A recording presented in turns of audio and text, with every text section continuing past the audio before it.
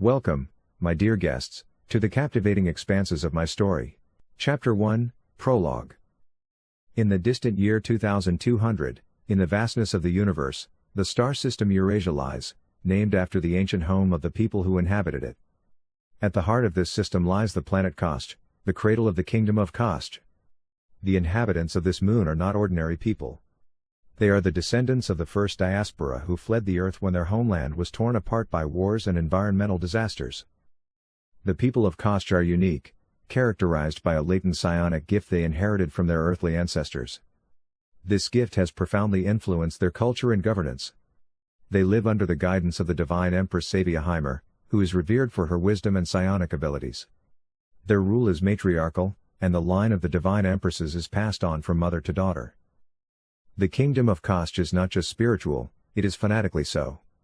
The inhabitants believe their psionic abilities are a divine gift, a sacred duty to nurture and protect. However, this spiritual fervor is intertwined with a deep-seated xenophobia and suspicion of strangers. They believe that their gift makes them a chosen people, and they fear that contact with other species could dilute their culture and gift, a fear that is palpable in their interactions with outsiders. In their unwavering commitment to secure their isolation, the kingdom of Kasach has built up a formidable space fleet. This fleet, they believe, is not just a shield against the dangers of the universe but a symbol of their independence and a testament to their determination to protect their homeland and culture.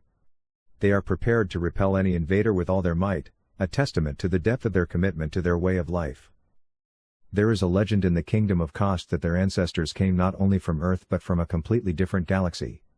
They believe that their unusual galaxy is a sign that they were chosen by the gods to find a new home in the stars. Whether this legend is true or not, it is an integral part of their identity and vision of themselves as an elected people. The kingdom of Kasach is full of mysteries and wonders, characterized by the power of psionics and the belief in divine destiny. It arouses both fear and admiration in the hearts of those who experience its existence. It's the kingdom of Kasach, the kingdom of the astronomers. Sevia Heimber stood at the deathbed of her mother, the Reichsherr. The dawn of late autumn plunged the room into a warm light that softened the shadows of the dying. Sevia's heart blew in her chest when she heard her mother's weak breathing. "Sevia," whispered the dying, "it is time for you to take responsibility." Sevia kneeled beside the bed and took her mother's cold hands into their own. "I will do my best, mother," she answered loudly. "I know you will," said the governor, smiling weakly. "You have always been a strong and wise leader. The kingdom will be in good hands." Sevia swallowed hard and looked at her mother. She had always known that day would come, but she had hoped it was still far away. Now that he was there, she felt unprepared and insecure. "I will do everything to ensure the well-being of the people," she promised. "I know you will," said the dying woman, rubbing Sevia over her hair. "But remember that you are not only responsible for the people. You're also responsible for yourself. Take care of yourself, my daughter." Sevia nodded and pressed her mother's hand stronger. "I will do it, mother," she promised. The governess closed her eyes and took a deep breath. "I'm proud of you, Sevia," she said quietly. "You will be a great empress." Sevia looked at her mother as she slowly exhaled. A deep sadness rose in her, but she knew that she needed to be strong now. She stood up and laid her mother's hands over her chest. "I will never forget you, mother," she whispered. She left the room and locked the door behind her. Outside, her advisors and friends were already waiting for her. They looked at her anxiously, but she knew she could not show weakness now. "It is time to lead the empire," she said in a firm voice. "Let's start."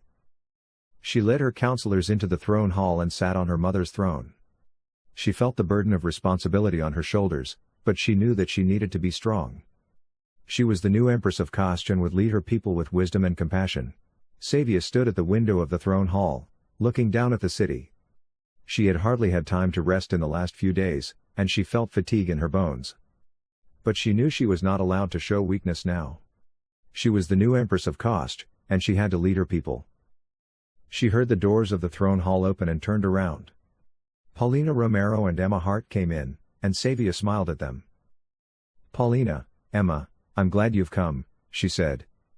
"We have a lot to talk about." Paulina nodded and approached. She was a large, strong woman with short gray hair and a strict face. She wore a military uniform and looked ready for battle. "I'm ready, Imperatrix," she said. "I will do anything to defend the Empire." Sevia nodded and turned to Emma.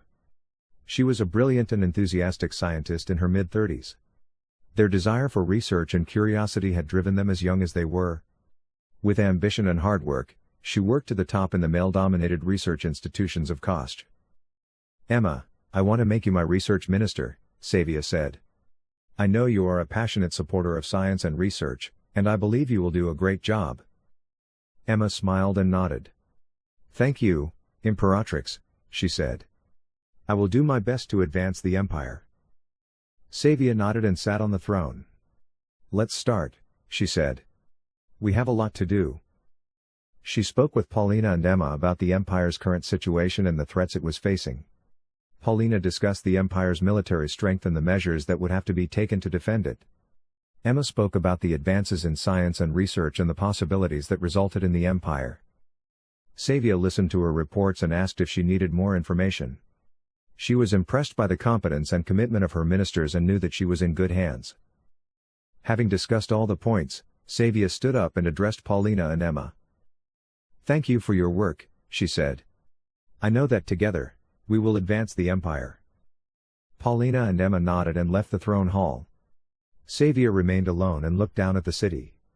She knew there was still a lot to do, but she was confident she would cope with the challenges. She was the Empress of Kasach, and she would lead her people with wisdom and courage. The doors of the throne hall opened, and Nadine entered the room, followed by Myra Gupta, the new planetary governor. In her simple suits, Nadine appeared imposing, a religious sister of the Church of Xerxes. At the same time, she wore the insignia of a holy general of the Orthodox army. Sevia, sitting on the throne, looked up and shrugged her forehead when she saw who had entered. She was accompanied by Paulina Romero, the military commander, and Emma Hart, the new research minister. Nadine stepped resolutely forward to the throne. "Imperatrix Sevia," she said in a firm voice. "I come on behalf of the Church of Xerxes to ask you to prevent the virgin flight of the Xenophobic." Sevia raised an eyebrow. "And why should I do that, Sister Nadine?" "Because it goes against the teachings of our faith," replied Nadine. "Mixing with other peoples threatens the purity of our genes and culture." Emma stood up, blinking her eyes of resentment.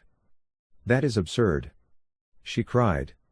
"Xenophobic is a milestone for science and space exploration. We cannot be guided by fear of the unknown." Myra Gupta, who had remained silent until now, intervened.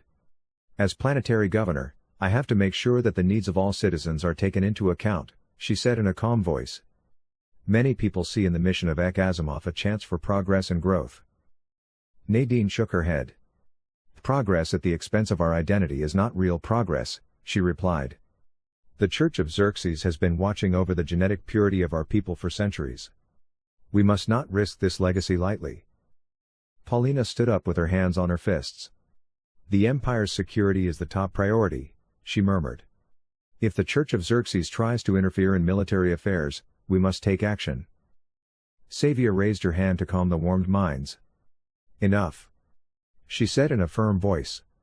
"I will reflect on this matter and make a decision that serves the good of the whole Empire. Until then, the mission will continue as planned." Nadine pressed her lips together, but she nodded. "As you wish, Imperatrix," she said steadfastly. "But the Church of Xerxes will not be silent when the purity of our people is threatened." With these words she turned away and left the throne hall, followed by Myra Gupta. Sevia leaned back on the throne and whispered. She knew this was only the beginning of a long and challenging argument.